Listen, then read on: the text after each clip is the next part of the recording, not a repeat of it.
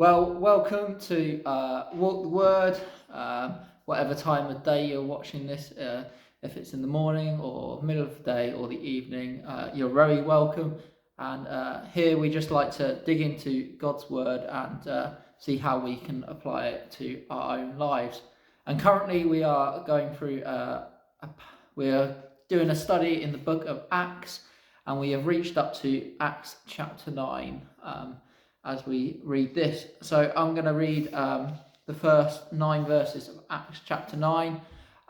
As always, you can find the passage in the description below, or you could go and grab a Bible and read along for yourself. And I'd encourage you to read the passage for yourself and see what God speaks to you through this passage.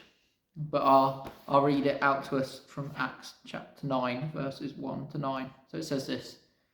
Meanwhile, Saul was still breathing out murderous threats against the Lord's disciples.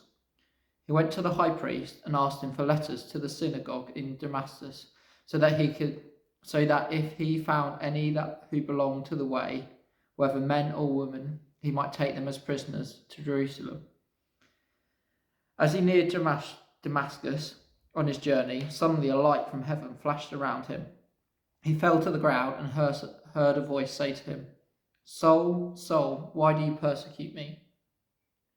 "Who are you, Lord?" Saul asked. "I am Jesus, who you are persecuting," he replied. "Now get up and go into the city, and you will be told what you must do." The men travelling with Saul stood there speechless. They heard the sound, but did not see anyone. Saul got up from the ground, but when he opened his eyes, he could not see anything. So they led him by the hand into Damascus. For 3 days he was blind and did not eat or drink. So I just want to pull out 3 things out of this passage this morning. And the first one is the unexpected. We see the unexpected here. Saul was probably the last person you'd think would convert to Christianity, and you'd probably think there was no way that he was going to be turned into a Christian. And he's probably maybe the last person you'd want to see turn into a Christian. He was an enemy to the Christians, really. He was persecuting them. He was putting them in prison and killing them. And yet we see the unexpected here. We see God break into his life radically.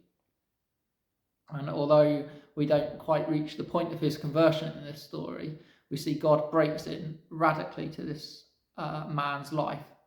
And we see that actually Saul recognises that it's obviously God, it's the Lord. He says, "Who are you? Who are you, Lord?" So he's sort of asking a question he already knows the answers to. But then Jesus replies, it's me. I am Jesus.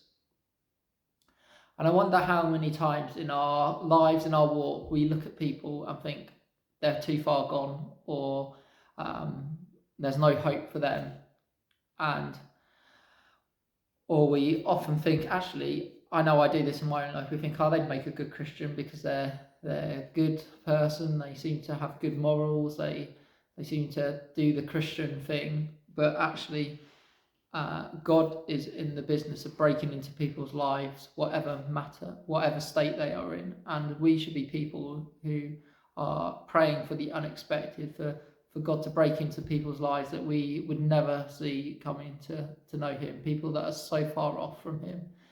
And if you don't know him, we're all far off, but actually we want to be people that are really expectant that God can break into anyone's life and to bring a salvation and to bring restoration.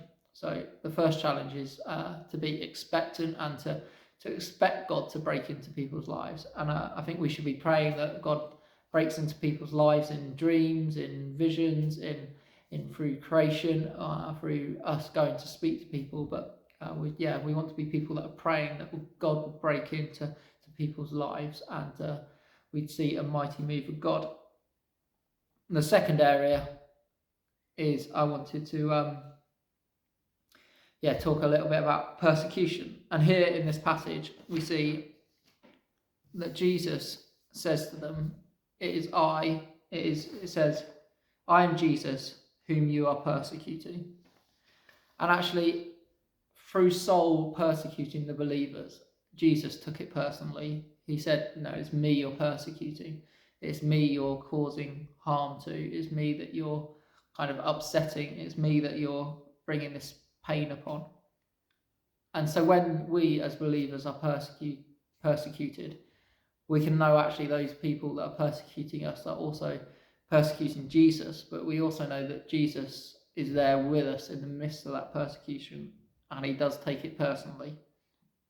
Actually, in John, in the book of John, it says, Jesus says that in the Gospel of John, Jesus says, if the world hates you, know it hated me before it hated you.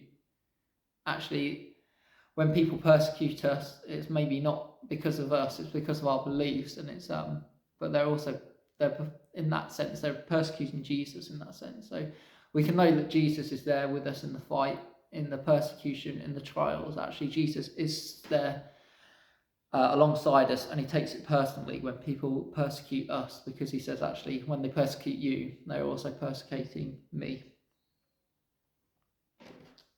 And the last point I wanted to come back to really probably draws back into the first point again, but we want to see a move of God. We want to see God come and break into these people's lives radically. We want to be praying that God would radically break into people's lives, that actually we would see the people that are so far off in our eyes from him turn around and become to know him. We want to see the people that are persecuting the church. We want to see people who are murderers and committing crimes, and people that you think are just way off Christianity in our eyes. We want to see a mighty move of God. We want to see God break into their lives.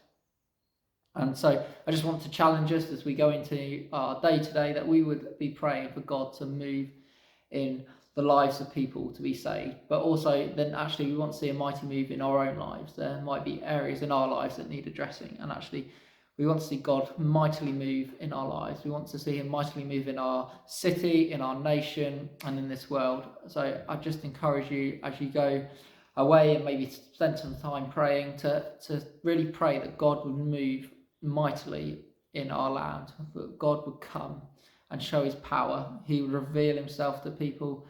He'd change hearts, change lives, and actually we'd see his kingdom grow, and we'd see the church grow. But yeah, we'd see lives transform because of him and who he is. So I pray that you have a good week. I pray that's given you some stuff to meditate on.